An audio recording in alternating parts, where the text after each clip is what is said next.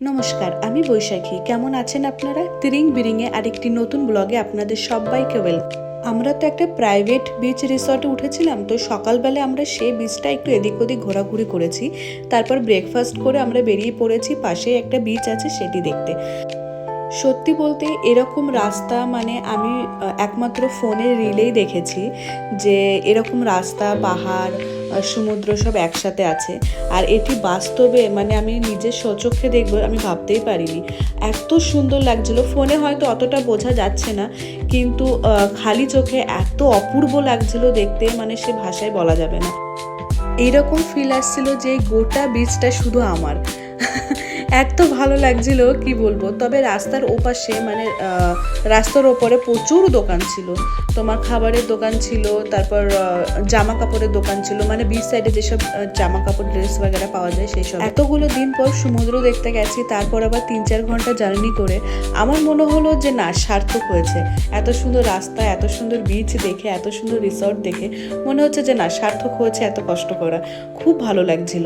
কিন্তু আমার ছেলেটার একটু কষ্ট হচ্ছিল, কারণ রোদ ছিল তো ভালোই, আর ও এই রোদের মধ্যে তাকাতে পারছিল না, কিন্তু জলের মধ্যে নামার জন্য আবার ব্যস্ত হয়ে পড়েছিল।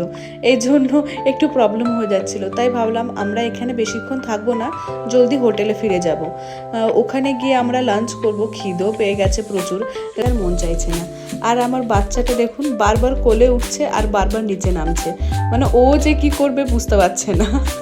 একদিক থেকে ভাবছে যে না আমি কোলে থাকবো, আবার কোলে উঠলে নামতে চাইছে যে না আমি হাঁটবো। এই বিচটাতে স্নান করা যায়, আমি লোকাল লোকেদের কাছে শুনলাম, ওনারা বললেন হ্যাঁ এখানে স্নান করা যাবে, কোনো অসুবিধা নেই।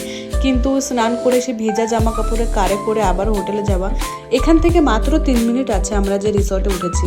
তা ভাবলাম যে না থাক, স্নান করবো না, কষ্ট করে একটু স্কিপ করে যাই স্নানটা, পরে যখন আবার কখনো সমুদ্র দেখতে আসবো তখন স্নান করব।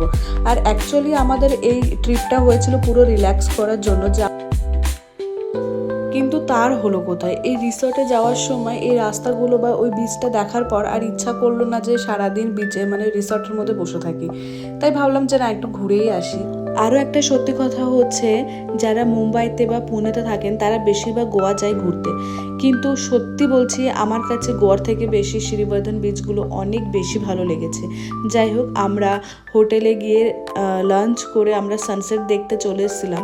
আর এখানকার সানসেট মাই গড, মানে অতুলনীয়, অপরূপ সুন্দর ছিল সানসেট।